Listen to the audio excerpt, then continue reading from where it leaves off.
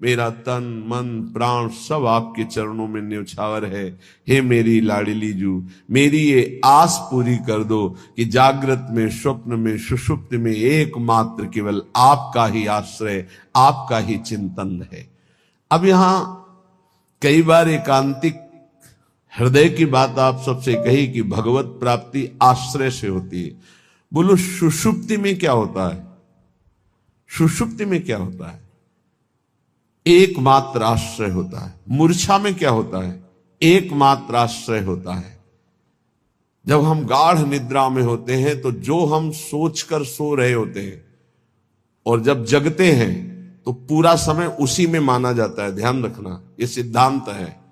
जैसे सोते हुए राधा राधा राधा, फिर जब जगे तो निश्चित देखना उस समय चलेगा राधा राधा राधा।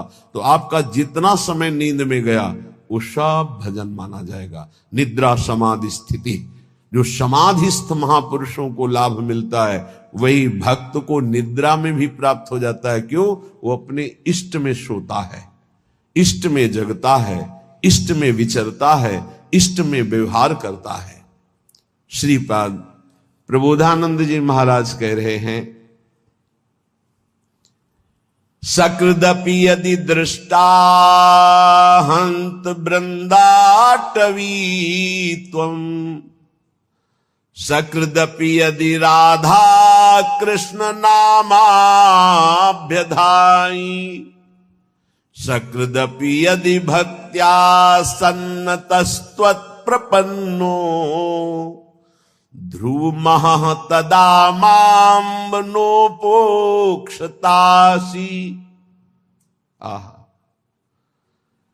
एक बार सकृदपि कहते हैं, एक बार सकृदपि यदि दृष्टा हंत वृंदाटवी त्वं, हंत हाय उसने अपने जीवन को व्यर्थ नष्ट कर दिया, इसने एक बार भी वृंदावन का दर्शन, और यदि एक बार वृंदावन का दर्शन कर लिया जीवन में एक बार, वो कभी नरक नहीं जाएगा, उसकी कभी दुर्गति नहीं हो सकती। कितना बढ़िया लाभ है। भगवान के एक वचन है, अपनो परण विशार भगत को पूरो परण निभाऊं। संतों की वाणी पर दृढ़ विश्वास लो, भगवान अपनी बात झूठी की नहीं। जब भीष्म जी ने भगवान को देख द्रौपदी को लेकर हमारे पास और हमें छल से आशीर्वाद दिलवा दिया, सौभाग्यवती भव, तब कहा ठीक है, मुझे पता चल गया है कि मेरे प्रण का तो खंडन होगा ही, क्योंकि आप हो। जब मैंने प्रण लिया पांचों पांडवों को जीवित रहा तो मारूंगा, तो आपने सौभाग्यवती का आशीर्वाद दिलवा दिया। तो आज मैं गंगा पुत्र भीष्म आपके बल से प्रण लेता हूं कि आपने जो प्रण किया था कि महाभारत युद्ध में अस्त्र नहीं कहूंगा, तो मैं गंगा का पुत्र भीष्म नहीं कहलाऊंगा यदि कल तो आपसे अस्त्र ग्रहण न करवा दूं। भगवान ने कहा आपके लिए, पर अपना प्रण तोड़ना है, मेरे लिए कोई खास बात नहीं। अपनो परण विसार भगत को पूर्व परण निभाओ। ये महान रसिक महापुरुष कह रहे हैं, सकृदपि यदि दृष्टा हंत वृंदाटवी त्वं, तुम सकृदपि यदि राधा कृष्ण नामाभ्यधाई, वृंदावन में आकर के यदि जय जय श्री राधे बोले या राधा कृष्ण नाम उच्चारण किया, सकृदपि यदि भक्त्या सन्नतस्त्वत् प्रपन्नो, भक्ति भाव से भरकर वृंदावन में एक बार प्रणाम कर लिया, एक बार लौट गए, तो ध्रुव महा, ध्रुव माने सत्य, आहा परम सत्य बात है, माम नो उपेक्षतासी। हे वृंदावन, आप कभी उसकी उपेक्षा नहीं करेंगे, अर्थात उसको निश्चित आप अपने में बुला लेंगे। एक बार वृंदावन आ गया, एक बार यहां आकर जय जय श्री राधे बोला, यार बोल देते हैं एक बार, जय जय श्री राधे श्याम। बोले सकृदपि यदि राधा कृष्ण नामाभ्यधाई, एक बार प्रिया प्रीतम की जय जय बोल दिया, एक बार वृंदावन आ गया, एक बार प्रणाम करके वृंदावन भूमि में लौट गया, तो ध्रुव महा परम सत्य, वो नरक नहीं जाएगा, उसको भगवत प्राप्ति होगी। आप सोच सकते हैं भगवत प्राप्ति कैसे हो सकती है? पूरा रजिस्टर पाप लिखा हुआ है, एक बार वृंदावन आया, एक बार प्रणाम किया, एक बार राधा बोला, एक बार बिहारी जी के दर्शन किया, इसका क्या फल होगा? महाभारत में लिखा है एक बार श्री कृष्ण को कोई प्रणाम कर ले, एक बार, एकोपि कृष्ण कृतः प्रणामो दशाश्वमेधा व्रतेन तुल्या दशाश्वमेधि पुनरेपि जन्म कृष्ण प्रणामी न पुनर्भवाए। एक बार कृष्ण को प्रणाम करने वाले का पुनर्जन्म नहीं होता, ये भीष्म जी के स्तव में लिखा। अब आप विचार करके देखो, जहां प्रिया प्रीतम विराजमान इस भूमि में लौट गया, रसिकों की चरण रज, प्रिया प्रीतम की चरण रज, एक बार बिहारी बिहारी जी को प्रणाम कर दिया, एक बार उनकी जय जयकार कर दिया, वो नरक नहीं जा सकता, श्रीपाद कह रहे हैं। इसलिए वृंदावने सैक पदस्पृहोपि महत्तमानां श्रुत भाषितोपि विदन्नपि स्वार्थ विधाति सर्वं हाधिं वृंदावनाश्रयामि। महापुरुषों के वचनों में भी तुम विश्वास नहीं करते हो, कैसा तुम्हारा जीवन है? कम से कम अन्य बातों पर विश्वास ना करो, महापुरुषों के वचनों में तो विश्वास कर लो। महत्तमानां श्रुत भाषितोपि, सुन रहे हो तुम, महापुरुष जन वचन बोल रहे हैं। वृंदावनेशैक पदस्पृहोपि, एक बार तो इच्छा कर लो ऐसे वृंदावन में आने की, जहां एक बार आने का, एक बार दर्शन का, एक बार जय जयकार का, एक बार प्रणाम का। ये भगवत प्राप्ति तुम बहुत दुर्लभ समझते हो, सबसे सरल है भगवत प्राप्ति, सबसे सरल। तो बोले बहुत बड़ी बड़ी तपस्याएं, बहुत कष्ट सहा जा रहा है, और आप कह रहे हैं बहुत सरल है। तुम्हें बाहरी दिखाई दे रहा कष्ट है, जो तप करता है उसे बड़ा सुख मिलता है, जो वैराग्यवान है उसको भोगी जन कष्ट देखते, लेकिन वैराग्यवान भोगी जनों को कष्ट में देख रहा है, कितने कष्ट में जल रहे हैं। तुम्हें वैराग्यवान कष्ट युक्त लग रहा है कि दिगंबर है या एक लंगूटी लगाए है, भूखा प्यासा है, उसको जो परमानंद है वो ब्रह्मा को भी नहीं है, वैराग्यवान को, फिर बोधवान को, फिर प्रेमी को तो बात ही क्या है। महत्तमानां श्रुत भाषितोपि, ये बड़े बड़े महापुरुष जो बोल रहे हैं उसे सुनो। जितने भी संबंधी हैं, जितने भी भोग पदार्थ है, जितना भी ऐश्वर्य है, ये परमार्थ को विध्वंस करने वाला है, परमार्थ को। विदन्नपि स्वार्थ विधाति सर्वम हाधिं, धिक्कार है यदि आप अपने परमार्थ के नाश करने वाली क्रिया करते हो, परमार्थ के नाश करने वाली बातें देखते हो, सुनते हो, बोलते हो। तुम महापुरुषों की बातें सुनकर भी उनके आज्ञा में क्यों नहीं चलते हो? क्या आज्ञा? वृंदावने शैक पदस्पृहोपि, एक बार कदम बढ़ाओ ना सीधाम वृंदावन की तरफ, और एक बार वृंदावन में आ जाओगे तो तुम्हारे जीवन का परिवर्तन हो जाएगा। पर धिक्कार है, ये सब बातें सुनकर भी भगवत प्राप्ति की इच्छा नहीं जागृत होती। श्रीपाद कह रहे, दिव्यानेक विचित्र पुष्प फलवद वल्ली तरुणाम ततिर, दिव्यानेक मयूर कोकिल सुखाद्यानंद माद्यत खगः, दिव्यानेक सरः सरित गिरिवरः प्रत्यग्र कुंजावली, दिव्या कांचन रत्न भूमिरपि मां वृंदावने मोहयत। मुझे मोहित कर रहा है वृंदावन, मोहयत माम वृंदावने मोहयत। देखो देखो मुझे वृंदावन मोहित कर रहा है। कैसा दिव्य वृंदावन प्रकाशित हुआ।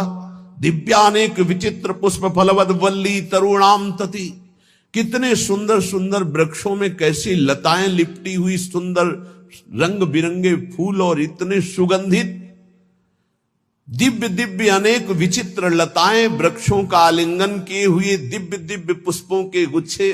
भावना करो, ऐसी सौरभ भंवरे मतवाले होकर के गुंजार कर रहे, रसीले फल लगे हुए हैं, और दिव्य दिव्य अनेक मोरों के झुंड उन वृक्षों के नीचे नृत्य कर रहे हैं और शाखाओं पे बैठी हुई कोकिला गान कर रही हैं। शुक शाखा जो सुक आदि हैं पक्षी, वो ऐसे आनंद उन्मत्त होकर के गान कर रहे मानो राग रागिनियां मूर्तिमान बैठी हो। शुक शारिका दिव्य अनेक अनेक हंस कलरव कर रहे, दिव्य सरोवर, दिव्य नदियां, दिव्य पर्वत, कैसी नवीन नवीन कुंजे और स्वर्णिम कांतिमयी रत्न जटित वृंदावन की भूमि, इसने मुझे मोहित कर लिया। भूमि रपि माम वृंदावने मोहयत भुवा स्वच्छाश्चिंता मणिभिरति चित्रैर्विरचिता चिदानंदा भाषा फल कुसुम पूर्ण द्रुमलता खगश्रेणी सामस्वर कलकलाश्चिद रस सरित शरांसी सी वृंदावन मनु मनो में विस्मृतु। अहो मेरा मन विस्मृत अवस्था को, देहातीत अवस्था को प्राप्त हो रहा है। कैसी सुंदर स्वच्छ भूमि वृंदावन की, दिव्य वृंदावन की, करोड़ करोड़ चिंतामणियों से जटित ये भूमि, कैसा सुंदर रासमंडल, कैसी चिन्मय लताएं, कैसा चिन्मय फल, कैसे चिन्मय पुष्प, और यहां के पक्षी जब गान करते हैं तो शाम वेद की ध्वनि प्रकट होती है। खगश्रेणी सामस्वर कलकलाश्चिद रस सरित, अर्थात जो वृंदावन के पक्षियों की चहचहाट कलरव है, इनको जो श्रवण करता है तो चारों वेदों के पाठ का उसे फल मिल जाता है। धाम है, बड़ा दिव्य है। राधा यशो मुखर मत खगावली के यहां के पक्षी श्री जी का जस गान कर रहे हैं।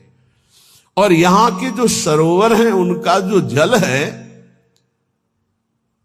भूमि में ऐसा कोई तीर्थ नहीं है जो वृंदावन ब्रज धाम के सरोवरों की जल की समानता कर सके, क्योंकि जितने तीर्थ हैं तीर्थ पाद श्री हरि के चरणों से हैं। और यहां तीर्थ पाद हरि जिन चरणों में नमन करते, प्रिया चरण रज जान के लुठत रसिक सिर मोर, वो लाडली जू का ये क्रीड़ा स्थल है वृंदावन, ये ब्रज भूमि। इसलिए श्रीपाद कितनी महिमा की बात कहे।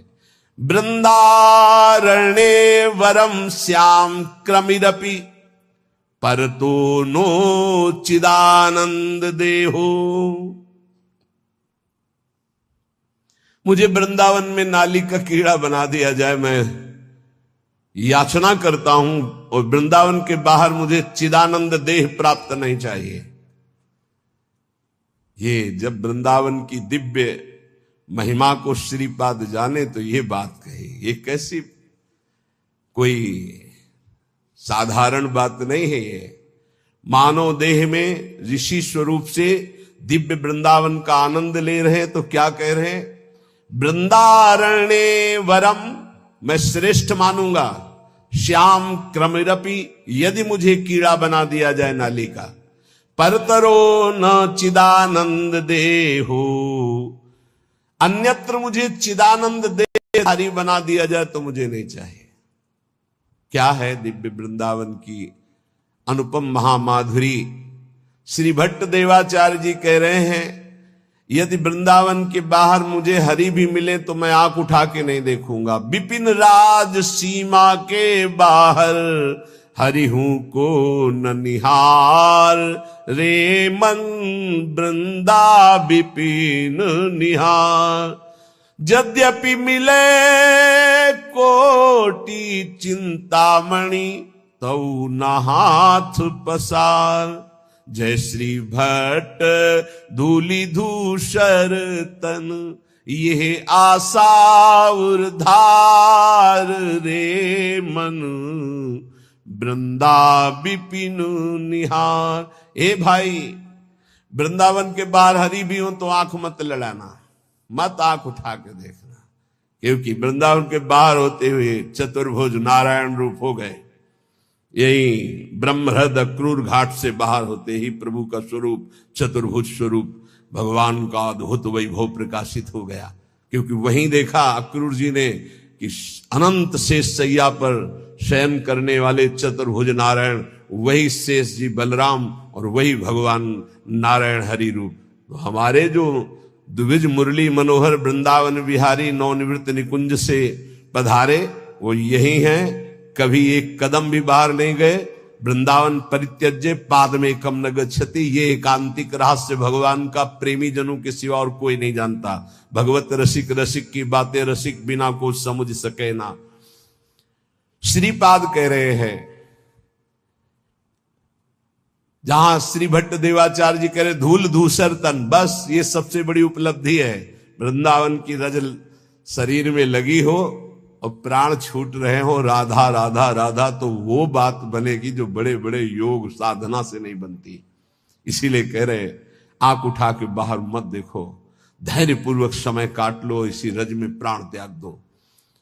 वृंदारण्ये वरम श्याम, वरम माने श्रेष्ठ होता है। मेरे लिए सबसे श्रेष्ठ बात क्या होगी कि यदि मुझे वृंदावन में कीड़ा बना दिया जाए। क्रमीरपि पर तो न चिदानंद देहा, बाहर मुझे कहीं चिदानंद देह भी मिले तो मुझे नहीं स्वीकार है, वृंदावन में मुझे कीड़ा बनना स्वीकार है। रंकोपि श्याम तुल्य परमहीन परत्राद्भुतानंत भूति, यहां मुझे रंकों पे बहुत गरीब दरिद्र बना के रखा जाए तो मैं रहना पसंद करूंगा, लेकिन वृंदावन के बाहर मुझे अनंत विभूतियों का स्वामी बना दिया जाए तो मैं रहना पसंद नहीं करूंगा। धाम में मैं महान दरिद्र बन करके रहना। रंको श्याम तुल्य परमहि न परत्राद्भुतानंत भूति, वृंदावन में नाली का कीड़ा बनकर रहना चाहूंगा, बाहर चिदानंद रूप नहीं धारण करना चाहूंगा। वृंदावन में बहुत दरिद्र गरीब बनकर रहना चाहूंगा, लेकिन बाहर विभूति संपन्न होकर महावैभवशाली नहीं रहना चाह। शून्योपि श्यामि श्री हरि भजन लवेनाति तुच्छार्थ मात्रे, लुब्धो नान्यत्र गोपी जन रमण पदाम भोज दीक्षा सुखेपि। गजब कर दिया। वृंदावन में एक सेकेंड के लिए भी भजन ना हो तो मुझे कोई परवाह नहीं। लव शून्यम, शून्य पिश्यामी हरि भजन लवे नाति, एक क्षण पूरे जीवन भजन न हो तो मुझे कोई परवाह नहीं। काफी अच्छा लग रहा होगा, नहीं लग रहा? यही समस्या है। इन महापुरुषों के हृदय की बात को समझना थोड़ा कठिन है। देखो, जिसको इतना वृंदावन से प्रेम हो, भजन बिना रह कैसे सकता? हमको ही बता दो, कैसे रह सकता है? भजन को मतलब क्या होता है? जिससे अधिक प्यार होता है उसका चिंतन होता है। इनको वृंदावन से प्यार है तो वृंदावन की गोद में प्रिया प्रीतम खेल रहे हैं। ये प्रिया प्रीतम के बिना एक सेकेंड नहीं रह सकते, इनके प्राण निकल जाए, ये जी नहीं सकते। अभी आपने ऊपर सुना कि तुम महापुरुषों की बातों को सुनकर धारण क्यों नहीं करते हो? देखो वृंदावन कैसा चिदानंद रूप प्रकाशित करता है। अभी सुना आपने? ये तो कुंज निकुंजों की शोभा में जो विहरण करने वाले हैं वो प्रभु, क्या वो श्रीपाद को नहीं दिखाई दे रहे? ऐसे महापुरुष जैसे हरिराम व्यास जी करे, काहू के बल भजन को काहू के आचार, व्यास भरोसे कुंवर के सोवत पांव पसार। तो लगता है इनको भजन से मतलब नहीं। भैया इनका रोम रोम भजन में है। महापुरुषों की बातों को समझना। वृंदावन में जो कबहू कछुक भजन नहीं होए, रज तो उड़ी लागे तने पीवे यमुना तोए। यमुना जी की पावन स्पर्श करती हुई लहरों को जो वायु और रज को लेकर जो वायु बिना भजन कराए छोड़ेगी। चलत फिरत सुनियत यह श्री राधा वल्लभ लाल, ऐसे वृंदा विपिन में बसत रहो सब काल। ये 25-26 वर्ष पहले की बात कह रहे हैं। यहां हार्न नहीं बजा सकते थे आप, स्कूटी का या कार का हार्न नहीं बजा सकते। खिड़की खोलो, राधे बोलो, जो ए राधे मार्ग दीजिए ऐसे, और जिससे पहला शब्द रिक्शा वाले से बात करना है तो राधे, वो उत्तर देगा तो राधे। धीरे धीरे प्रभाव बदल रहा है, आधुनिकता का ऐसा प्रभाव बदल रहा है। नहीं, ये देखा है, यहां हार्ड नहीं दिया जाता था, यहां राधे राधे बुलाया जाता है। ये धाम है। धीरे धीरे वो जैसे हवा चलेगी तो फिर आएगी ना, तो आधुनिकता की हवा चली हुई, इतनी बाढ़ आ रही है आधुनिकता की कि नाम छूटता जा रहा है। ये धाम है। मथुरा में यहीं से केवल सीमा पार हो, मथुरा में जय श्री कृष्ण, वहां आपको सुनाई दे, वहां जय जय श्री राधे अगर कोई बोलेगा तो वृंदावन का होगा, जय श्री कृष्ण। ये केवल महामहिम धाम, इस महापरा विद्या राधा नाम की गूंज हो रही। यहां श्रीपाद कह रहे हैं, लव माने बहुत छोटा समय होता, जीवन में लव भर भी भजन ना हो तो मुझे कोई परवाह नहीं। इसका मतलब समझ रहे हो? वृंदावन वासी का वास ही बहुत बड़ा भजन हो जाता है। भजन के 4 अंग हैं, नाम रूप लीला धाम। रूप का चिंतन नहीं हो रहा, नाम जप नहीं हो रहा, लीला चिंतन नहीं हो रहा, तो धाम में हो। 4 अंग हैं भजन के। अब जो धाम में उसे नाम अपने आप पकड़ लेगा। देखो वृंदावन का प्रभाव सुनो, ये भजन कराए बिना रह नहीं सकता आपको। हिया फिरे स्वार्थ आपने भजन गए फिरे बाह। उद्दंडता मत ले आना अपने मन में ये बात सुन करके। ये निष्ठावान महापुरुषों की जो चरम निष्ठा है, वो भजन की स्थिति ऊपर है, वो कर नहीं रहे, हो रहा है उनका भजन। वो उनकी स्थिति को समझना है। कह रहे लव मात्र हरि भजन ना हो तो भी मुझे कोई परवाह नहीं। नाली का कीड़ा बना दो, बाहर चिदानंद होकर नहीं रहना चाहता। वृंदावन में टुकड़े मांगकर जीऊंगा, गरीबी दरिद्रता से निवास करूंगा, पर बाहर विभूति संपन्न मैं महान वैभवशाली नहीं होना चाहता। वृंदावन में एक लव मात्र के समय का भी भजन न हो तो मुझे कोई परवाह नहीं, आजीवन वृंदावन अखंड वास करूंगा। अब जो आगे की बात कह रहे हैं बहुत होश से समझना है, नहीं तो गड़बड़ हो जाएगा। कह रहे हैं लुब्धो नान्यत्र गोपी जन रमण पदाम्भोज दीक्षा सुखेपी तुच्छार्थ मात्रे। तुच्छार्थ कहते हैं भोगों को, तुच्छ अर्थ जिनका निकलता भोग। यदि मेरे हृदय में तुच्छ भोगों की लालसा जागृत है तो भी मैं वृंदावन में ही रहूंगा। उसका अर्थ दूसरे रूप में, अगर उसको भावार्थ में लिया जाए तो मैं विषयी होकर वृंदावन में रहना पसंद करूंगा, भजनानंदी बनकर बाहर नहीं। मैं दरिद्र होकर वृंदावन में बसना पसंद करूंगा, वैभवशाली होकर बाहर नहीं। मैं नीच कीड़ा बनकर रहना पसंद करूंगा, चिदानंद देह नहीं। और कह रहे हैं लुब्धो नान्यत्र, मैं कहीं लुब्धायमान नहीं हो सकता। अगर कोई कहे कि गोपी जन रमण के पाद पद्मों की प्राप्ति में बाहर तुम्हें करा देता हूं, आ जाओ, तो मैं कदापि नहीं जाऊंगा, यहां विषयी बनकर रहना पसंद करूंगा। गजब की निष्ठा, गजब की निष्ठा। आगे एक श्लोक आता है जो कभी भी किसी को बचेगा नहीं। बहुत विचित्र कोटि निष्ठा वही होती है जो विचित्र कोटि की होती है। श्री कृष्ण के प्रेम में उन्मत्त होकर मैं बाहर रहना नहीं चाहता, लेकिन वृंदावन में घोर विषयी बन करके भी मैं रहना चाहता हूं। और ऐसे महापुरुष है जो ब्रह्मबोध संपन्न है, जो भगवत प्रेम को प्राप्त महापुरुष है। ये भला ऐसा, ये कुछ है वृंदावन की ऐसी महामहिमा जिसमें श्रीपाद लुब्धायमान है। ध्रुवदास जी, श्री वृंदावन दास जी, हरिवंश महाप्रभु, प्रथम यथामति प्रणवो श्री वृंदावन तिरम्य श्री राधिका कृपा विलु, क्योंकि इसमें मेरी प्यारी जो विराजमान। वृंदावन सर्व महताम पहाय दूरात वृंदाटवी मनुसर प्रणयन चेता सत्तारणी कृत स्वभाव सुधार सौघम राधा विधान में दिव्य निधान। ये हम नहीं करेंगे भजन, अब हमारी श्री जी है ना। जिस दिन हमारी श्री जी ने देखा मेरे महल में पड़ा हुआ ये विषयी पुरुष है, उसी दिन ऐसा महाप्रेमी बना देंगी। बिल्कुल हिया फिरे स्वार्थ आपने भजन गहे फिरे बाह। और देश के बसत ही अधिक भजन हो, यही सम तो पूजत नहीं वृंदावन रहे सोए। कैसे कोई वृंदावन की महिमा को पार पा सकता है। और देश के बसत ही घटत भजन की बात, वृंदावन में स्वार्थ हो उलट भजन हो जात। बड़े भाग्यशाली जिनको ये महिमा सुनने को मिली और अपने हृदय में धारण किया।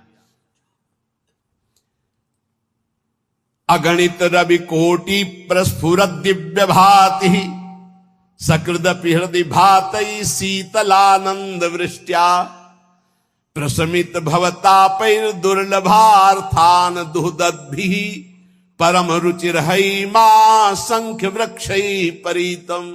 करोड़ करोड़ सूर्यों की सी कांति यहां के वृक्षों की डालों से प्रकट होती। यहां सूर्य चंद्र का प्रवेश नहीं वृंदावन में, दिव्य वृंदावन में। भगवान कहते न तद्भासते सूर्यो न शशांको न पावकः, यद गत्वा न निवर्तन्ते तद्धाम परमम मम। ये परम धाम सूर्य चंद्र अग्नि का प्रवेश ही नहीं है। बोले अगणित रवि कोटि, अगणित गिनती नहीं है ऐसे सूर्य और चंद्रमाओं जैसा प्रकाश वृंदावन की वृक्षों की शाखाओं से प्रकट हो रहा है। कैसा रमणीय वृंदावन, जहां हमारे प्रिया प्रीतम गलवैया दिए हुए चल रहे। कोई सखी छत्र लिए, कोई चवर लिए, कोई बाजत मृद मृदंग, नाचत सभय सुधंग। नृत्य करते हुए कोई आगे चल रहे, कोई मृदंग वीणा वेणु ऐसे वाद्य बजा रही, कोई पुष्पांजलि अर्पित करे, कोई जय हो खग मृग पशु पंछियों का कोलाहल, और ऐसी सुंदर सुंदर दिव्य लताएं फूली हुई प्रिया प्रीतम के अंग की सौरभ संपूर्ण वृंदावन को सुवासित कर रही। ए चिदानंद सुख। इसीलिए कहते हैं मानव देह से ही ये प्राप्त हो सकता है, और सबको सौभाग्य नहीं मिला। ये पूरे विश्व में कितने प्राणी हैं। अरे भारत में मनुष्य केवल 140 करोड़ बताए गए। कितने बैठे? 2, 500, 1000 इतने हैं। कितने सुनेंगे? इनमें कितने पकड़ेंगे? पकड़ने वालों में कितने चलेंगे? चलने वालों में कितने पहुंचेंगे? को एक पाओ जो कहे हरिवंश रस, बिरलो समझनहार, एक दो ही जो पाइए, खोजी सब संसार। बहुत बढ़िया सौभाग्य है। श्रीधाम वृंदावन में बैठ करके प्रिया प्रीतम के निज महल की महिमा सुन रहे हैं। अब महापुरुषों की वाणी जो सिद्धांत की है उसको अपने आचरण में उतारे। ये 6 बातें जिसमें होती हैं वो सुख के लिए कार्य तो करता है, पर विपत्तियों में बार बार डूबता रहता है। महापुरुषों की बातें 6 बातें सुख के लिए करने वाले मनुष्य में विपत्तियां पैदा करती रहती हैं। पहला, जो भजन से विमुख है और स्वार्थ परायणता में रत है। स्वार्थ परायण, कैसे धन बढ़े, कैसे भोग सामग्री बढ़े, कैसे कैसे, और भजन से विमुख है। वो कुछ भी कर ले, परिणाम में उसे विपत्ति ही भोगनी पड़ेगी। वैसे हमें लगता है ये लिख लेना चाहिए।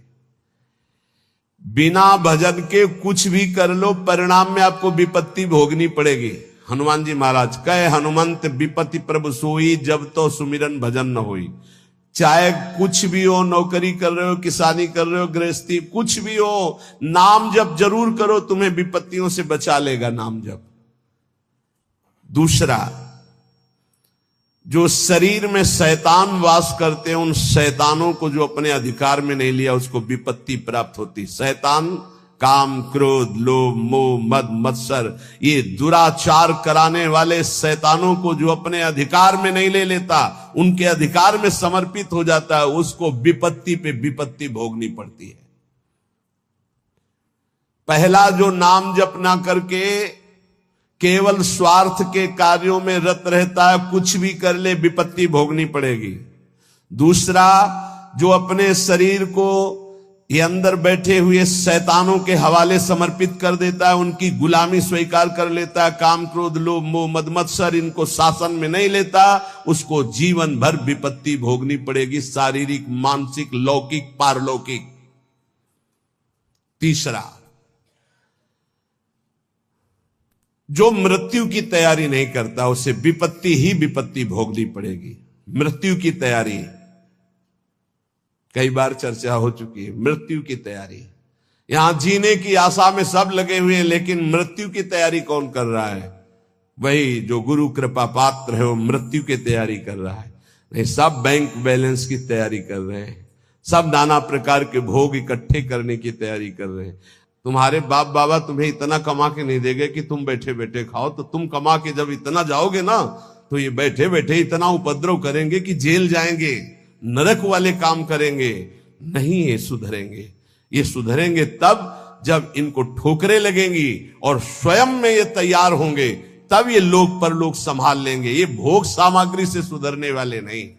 अगर आप सोचते हो अपने परिवार को मैं इतना भोग सामग्री इकट्ठा कर दूंगा सुखी हो जाएंगे, तो अपने परिवार की दुर्गति का स्थान बना करके जा रहे हो। परिवार को सतमार्ग धर्मयुक्त बनाकर जाओ तो सुखी रहेंगे।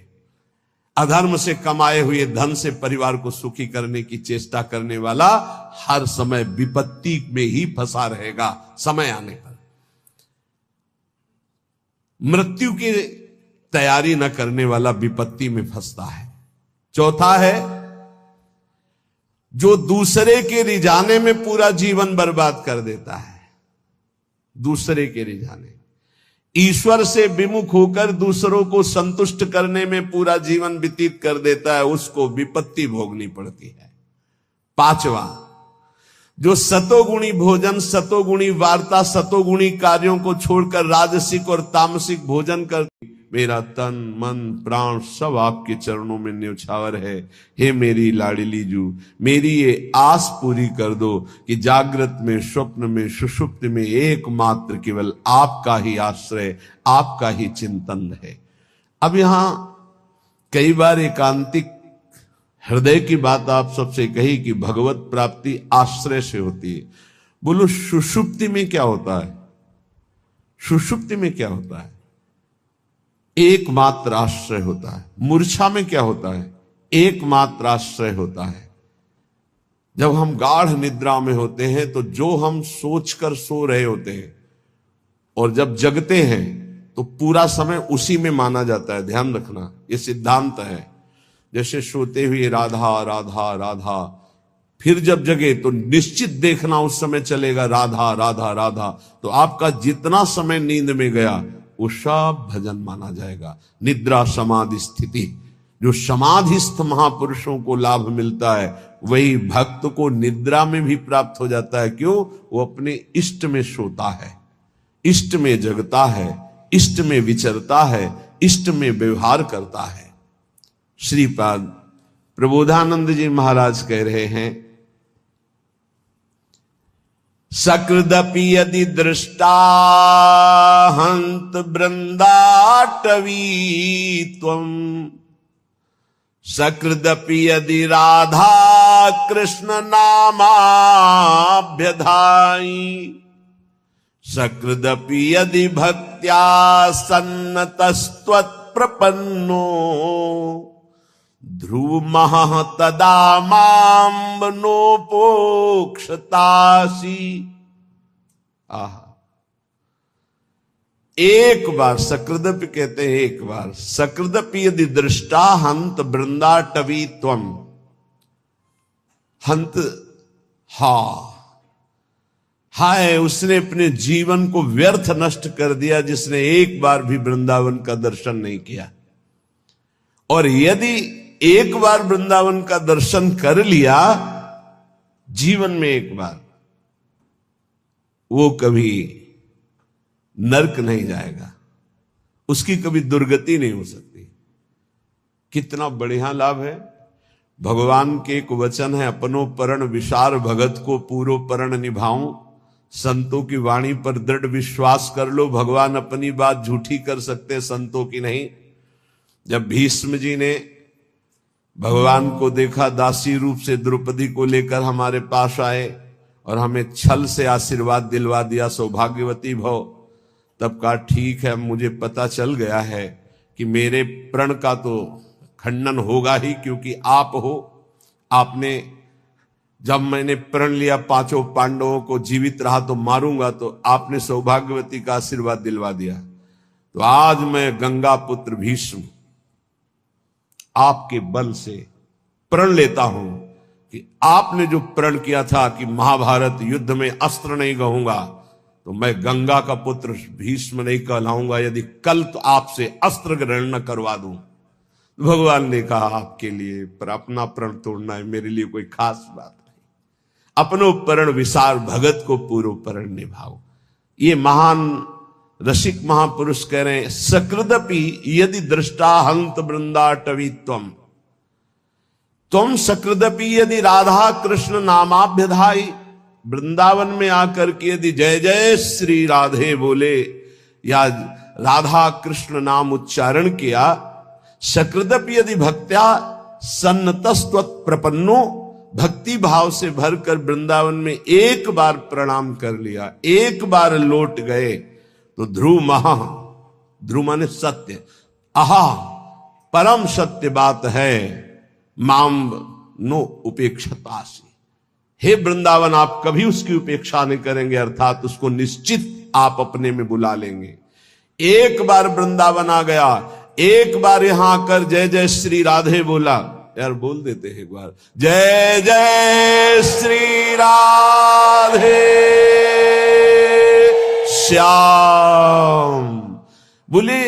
सकृदपि यदि राधा कृष्ण नामाभ्यधाई, एक बार प्रिया प्रीतम की जय जय बोल दिया, एक बार वृंदावन आ गया, एक बार प्रणाम करके वृंदावन भूमि में लौट गया, तो ध्रुव महा परम सत्य, वो नरक नहीं जाएगा, उसको भगवत प्राप्ति होगी।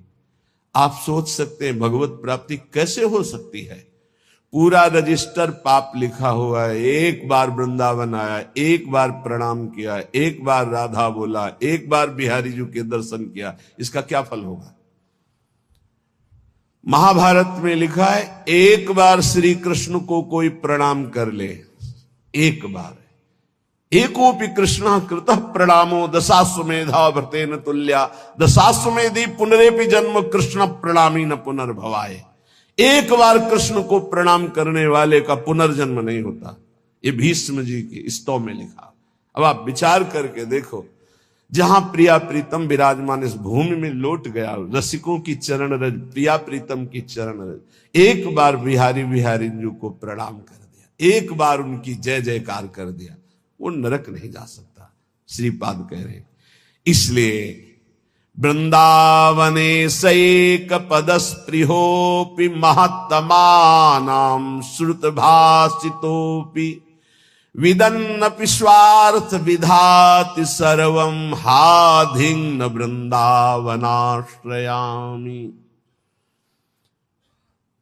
महापुरुषों के वचनों में भी तुम विश्वास नहीं करते हो, कैसा तुम्हारा जीवन है?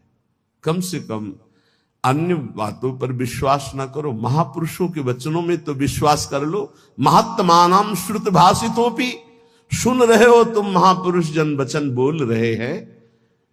वृंदावनेशैक पदस्पृहोपि, एक बार तो इच्छा कर लो ऐसे वृंदावन में आने की, जहां एक बार आने का, एक बार दर्शन का, एक बार जय जयकार का, एक बार प्रणाम का। ये भगवत प्राप्ति तुम बहुत दुर्लभ समझते हो, सबसे सरल है भगवत प्राप्ति, सबसे सरल। तो बोले बहुत बड़ी बड़ी तपस्याएं, बहुत कष्ट सहा जा रहा है, और आप कह रहे हैं बहुत सरल है। तुम्हें बाहरी दिखाई दे रहा कष्ट है, जो तप करता है उसे बड़ा सुख मिलता है, जो वैराग्यवान है उसको भोगी जन कष्ट देखते, लेकिन वैराग्यवान भोगी जनों को कष्ट में देख रहा है, कितने कष्ट में जल रहे हैं। तुम्हें वैराग्यवान कष्ट युक्त लग रहा है कि दिगंबर है या एक लंगूटी लगाए है, भूखा प्यासा है, उसको जो परमानंद है वो ब्रह्मा को भी नहीं है। वैराग्यवान को, फिर बोधवान को, फिर प्रेमी को तो बात ही क्या है। महत्मानां श्रुत भाषितोपि, ये बड़े बड़े महापुरुष जो बोल रहे हैं उसे सुनो। जितने भी संबंधी हैं, जितने भी भोग पदार्थ है, जितना भी ऐश्वर्य है, ये परमार्थ को विध्वंस करने वाला है। परमार्थ को विदन्नपि स्वार्थ विधाति सर्वम हाधिंग। धिक्कार है यदि आप अपने परमार्थ के नाश करने वाली क्रिया करते हो, परमार्थ के नाश करने वाली बातें देखते हो, सुनते हो, बोलते हो। तुम महापुरुषों की बातें सुनकर भी उनके आज्ञा में क्यों नहीं चलते हो? क्या आज्ञा? वृंदावने शैक पदस्पृहोपि। एक बार कदम बढ़ाओ ना सीधा वृंदावन की तरफ, और एक बार वृंदावन में आ जाओगे तो तुम्हारे जीवन का परिवर्तन हो जाएगा। पर धिक्कार है, ये सब बातें सुनकर भी भगवत प्राप्ति की इच्छा नहीं जागृत होती। श्रीपाद कह रहे, दिव्यानेक विचित्र पुष्प फलवद वल्ली तरुणाम ततिर, दिव्यानेक मयूर कोकिल सुकाद्यानंद माद्यत खगः, दिव्यानेक सरः सरित गिरिवरः प्रत्यग्र कुंजावली, दिव्या कांचन रत्न भूमिरपि मां वृंदावने मोहयत। मुझे मोहित कर रहा है वृंदावन, मोहयत। माम वृंदावने मोहयत। देखो देखो, मुझे वृंदावन मोहित कर रहा है। कैसा दिव्य वृंदावन प्रकाशित हुआ। दिव्यानेक विचित्र पुष्प फलवद वल्ली तरुणाम तति। कितने सुंदर सुंदर वृक्षों में कैसी लताएं लिपटी हुई, सुंदर रंग बिरंगे फूल और इतने सुगंधित। दिव्य दिव्य अनेक विचित्र लताएं, वृक्षों का आलिंगन किए हुए दिव्य दिव्य पुष्पों के गुच्छे। भावना करो, ऐसी सौरभ भंवरे मतवाले होकर के गुंजार कर रहे, रसीले फल लगे हुए हैं, और दिव्य दिव्य अनेक मोरों के झुंड उन वृक्षों के नीचे नृत्य कर रहे हैं, और शाखाओं पे बैठी हुई कोकिला गान कर रही हैं। सुख शाखा जो सुख आदि हैं पक्षी, वो ऐसे आनंद उन्मत्त होकर के गान कर रहे, मानो राग रागिनियां मूर्तिमान बैठी हो। सुख शारिका, दिव्य अनेक अनेक हंस कलरव कर रहे, दिव्य सरोवर, दिव्य नदियां, दिव्य पर्वत, कैसी नवीन नवीन कुंजे, और स्वर्णिम कांतिमयी रत्न जटित वृंदावन की भूमि, इसने मुझे मोहित कर लिया। भूमिरपि माम वृंदावने मोहयत। भुवः स्वच्छाश्चिंता मणिभिरति चित्रैर्विरचिता, चिदानंदा भाषः फल कुसुम पूर्ण द्रुमलता, खगश्रेणी सामस्वर कलकलाश्चिद रस सरित, शरांसी सी वृंदावन मनु मनो में विस्मृतु। अहो, मेरा मन विस्मृत अवस्था को, देहातीत अवस्था को प्राप्त हो रहा है। कैसी सुंदर स्वच्छ भूमि वृंदावन की, दिव्य वृंदावन की, करोड़ करोड़ चिंतामणियों से जटित ये भूमि, कैसा सुंदर रासमंडल, कैसी चिन्मय लताएं, कैसा चिन्मय फल, कैसे चिन्मय पुष्प, और यहां के पक्षी जब गान करते हैं तो शाम वेद की ध्वनि प्रकट होती है। आहा, खगश्रेणी सामस्वर कलकलाश्चिद रस सरिते। अर्थात जो वृंदावन के पक्षियों की चहचहाट कलरव है, इनको जो श्रवण करता है तो चारों वेदों के पाठ का उसे फल मिल जाता है। धाम है, बड़ा दिव्य है। राधा यशो मुखर मत खगावली के यहां के पक्षी श्री जी का जस गान कर रहे हैं, और यहां के जो सरोवर हैं उनका जो जल है, भूमि में ऐसा कोई तीर्थ नहीं है जो वृंदावन ब्रज धाम के सरोवरों की जल की समानता कर सके। क्योंकि जितने तीर्थ हैं, तीर्थ पाद श्री हरि के चरणों से हैं, और यहां तीर्थ पाद हरि जिन चरणों में नमन करते, प्रिया चरण रज जान के लुठत रसिक सिर मोर, वो लाडली जू का ये क्रीड़ा स्थल है वृंदावन, ये ब्रज भूमि। इसलिए श्रीपाद कितनी महिमा की बात कहे। वृंदारण्ये वरम श्याम क्रमिरपि परतो नो चिदानंद देहो। मुझे वृंदावन में नाली का कीड़ा बना दिया जाए, मैं याचना करता हूं, और वृंदावन के बाहर मुझे चिदानंद देह प्राप्त नहीं चाहिए। ये जब वृंदावन की दिव्य महिमा को श्रीपाद जाने तो ये बात कही। ये कैसी कोई साधारण बात नहीं है। ये मानव देह में ऋषि स्वरूप से दिव्य वृंदावन का आनंद ले रहे हैं, तो क्या कह रहे हैं? वृंदारण्य वरम, मैं श्रेष्ठ मानूंगा, श्याम क्रमरपि, यदि मुझे कीड़ा बना दिया जाए नाली का, परतरो न चिदानंद देहो, अन्यत्र मुझे चिदानंद देहधारी बना दिया जाए तो मुझे नहीं चाहिए। क्या है दिव्य वृंदावन की अनुपम महामाधुरी। श्री भट्ट देवाचार्य जी कह रहे हैं, यदि वृंदावन के बाहर मुझे हरि भी मिले तो मैं आंख उठा के नहीं देखूंगा। विपिन राज सीमा के बाहर हरि हूं को न निहार, रे मन वृंदा विपिन निहार। यद्यपि मिले कोटि चिंतामणि, तौ न हाथ पसार। जय श्री भट्ट धूलि धूसर तन, ये आशा उर्धार, रे मन वृंदा विपिन निहार। ए भाई, वृंदावन के बाहर हरि भी हो तो आंख मत लड़ाना, मत आंख उठा के देखना, क्योंकि वृंदावन के बाहर होते हुए चतुर्भुज नारायण रूप हो गए। यही ब्रह्महृद क्रूर घाट से बाहर होते ही प्रभु का स्वरूप चतुर्भुज स्वरूप भगवान का अद्भुत वैभव प्रकाशित हो गया। क्योंकि वहीं देखा अक्रूर जी ने कि अनंत शेष सैया पर शयन करने वाले चतुर्भुज नारायण वही शेष जी बलराम और वही भगवान नारायण हरि रूप। तो हमारे जो द्विज मुरली मनोहर वृंदावन बिहारी नवनिवृत्त निकुंज से पधारे वो यही हैं। कभी एक कदम भी बाहर नहीं गए। वृंदावन परित्यज्य पाद में कम न गच्छति, ये एकांतिक रहस्य भगवान का प्रेमी जनों के सिवा और कोई नहीं जानता। भगवत रसिक रसिक की बातें रसिक बिना को समझ सके ना। श्रीपाद कह रहे हैं, जहां श्री भट्ट देवाचार्य जी कह रहे धूल धूसर तन, बस ये सबसे बड़ी उपलब्धि है। वृंदावन की रजल शरीर में लगी हो और प्राण छूट रहे हो राधा राधा राधा, तो वो बात बनेगी जो बड़े बड़े योग साधना से नहीं बनती। इसीलिए कह रहे आंख उठा के बाहर मत देखो, धैर्य पूर्वक समय काट लो, इसी रज में प्राण त्याग दो।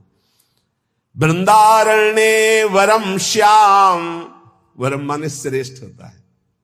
मेरे लिए सबसे श्रेष्ठ बात क्या होगी कि यदि मुझे वृंदावन में कीड़ा बना दिया जाए। क्रमीरपि पर तो न चिदानंद देहा, बाहर मुझे कहीं चिदानंद देह भी मिले तो मुझे नहीं स्वीकार है। वृंदावन में मुझे